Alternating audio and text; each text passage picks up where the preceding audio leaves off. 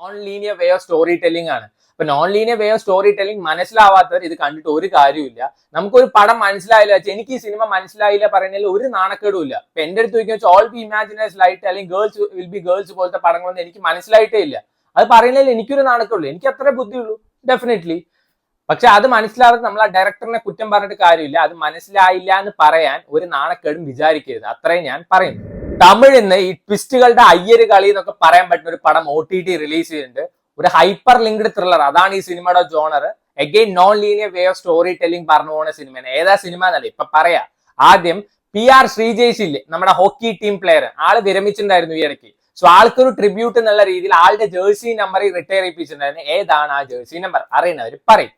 Once upon a time in Madras എന്നാണ് ഈ സിനിമയുടെ പേര്. നമ്മുടെ ഭരത്, അഭിരാമി, അഞ്ജലി നായർ, തലൈവാസൽ വിജയ്, അങ്ങനെ കിട്ടിലം കാസ്റ്റുള്ള ഒരു പടമാണ്. ഈ സിനിമ തുടങ്ങുന്ന സമയത്തിന് ഒരു നറേഷൻ കാണിക്കുന്നുണ്ട്. ഒരു കുട്ടി മാങ്ങ പൊട്ടിക്കാൻ പോയി ഉണ്ടാവുന്ന ഇഷ്യൂസ് ഒക്കെ അത് കേൾക്കുമ്പോൾ തന്നെ നമുക്ക് നല്ല രസത്തിൽ തോന്നും. പിന്നീട് അങ്ങോട്ട് അടിപൊളി പടമാണ്. ഈ സിനിമയിൽ ചെറിയൊരു പ്രശ്നം എനിക്ക് തോന്നുന്നു, അത്ര വലിയൊരു ഇമോഷണൽ കണക്ഷൻ കിട്ടില്ല. അപ്പൊ ആര് തട്ടിപ്പോയാലും നമുക്ക് വലിയൊരു ഇമോഷണൽ കണക്ഷൻ കിട്ടില്ല. അതും കൂടി കിട്ടിയെന്ന് വെച്ചാൽ വേറെ ലെവല് പടമാണ്. എന്നാൽ പോലും ട്വിസ്റ്റിന്റെ അയ്യര് കളി എന്ന് പറയാം.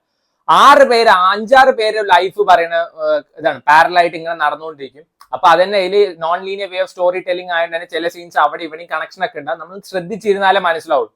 ഇതിൽ ഒരാളാണ് ഈ സിനിമയത്തെ ഷോ സ്റ്റീലർ അല്ലെങ്കിൽ കിടിലം പെർഫോമർ നമുക്ക് പറയാൻ പറ്റില്ല. എല്ലാവരും അടിപൊളിയായിട്ട് തന്നെ പെർഫോം ചെയ്തിരിക്കും. പക്ഷെ എനിക്ക് ഒന്നും കൂടി നന്നായി ഇഷ്ടപ്പെട്ടത് അഭിരാമിയുടെ ക്യാരക്ടർ, അഭിരാമിയുടെ പെർഫോമൻസ് ആണ്. സോ വൺസ് ആൾക്ക് നല്ലൊരു ക്യാരക്ടർ കിട്ടിക്കഴിഞ്ഞാൽ ഷീ ഈസ് ദ ബെസ്റ്റ്. വേറെ അതിന് ഒരു ഒപ്പീനിയൻ ഇല്ല. പക്ഷെ ആൾക്ക് ഇപ്പൊ പ്രോപ്പർ ആയിട്ടുള്ള ക്യാരക്ടേഴ്സ് കിട്ടുന്നില്ല. പക്ഷെ ഇതിൽ അടിപൊളി ക്യാരക്ടറാണ് കിട്ടിയിരിക്കുന്നത്. യൂഷ്വൽ സ്റ്റൈലിഷ് ആയിട്ടുള്ള ക്യാരക്ടർ അല്ല, സാധാരണ ഒരു സ്ത്രീയുടെ ക്യാരക്ടർ നന്നായിട്ട് തന്നെ പെർഫോം ചെയ്യുന്നുണ്ട്. പിന്നെ എനിക്ക് ഇഷ്ടമായി തലൈവാസൽ വിജയുടെ പെർഫോമൻസ് ആണ്.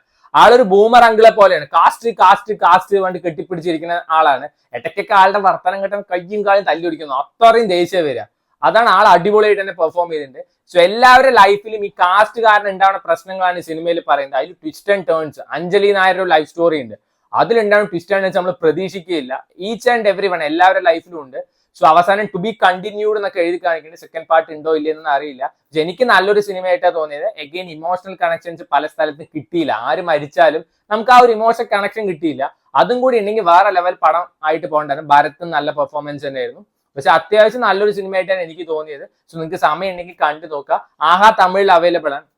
ഞാൻ പറഞ്ഞല്ലോ non linear way of storytelling ആണ്. അപ്പൊ non linear way of storytelling മനസ്സിലാവാത്തവർ ഇത് കണ്ടിട്ട് ഒരു കാര്യമില്ല. നമുക്കൊരു പടം മനസ്സിലായില്ല വെച്ചാൽ എനിക്ക് ഈ സിനിമ മനസ്സിലായില്ല പറയുന്നതിൽ ഒരു നാണക്കേടും ഇല്ല. ഇപ്പൊ എന്റെ അടുത്ത് ചോദിക്കുന്ന വെച്ചാൽ ഓൾ ബി ഇമാജിനേഴ്സ് ലൈറ്റ് അല്ലെങ്കിൽ ഗേൾസ് വിൽ ബി ഗേൾസ് പോലത്തെ പടങ്ങളൊന്നും എനിക്ക് മനസ്സിലായിട്ടേ ഇല്ല. അത് പറയുന്നതിൽ എനിക്കൊരു നാണക്കേടുള്ളൂ. എനിക്ക് അത്രേ ബുദ്ധിയുള്ളൂ ഡെഫിനറ്റ്ലി. പക്ഷെ അത് മനസ്സിലാവാതെ നമ്മൾ ആ ഡയറക്ടറിനെ കുറ്റം പറഞ്ഞിട്ട് കാര്യമില്ല. അത് മനസ്സിലായില്ല എന്ന് പറയാൻ ഒരു നാണക്കേടും വിചാരിക്കരുത്. അത്രയും ഞാൻ പറയുന്നു.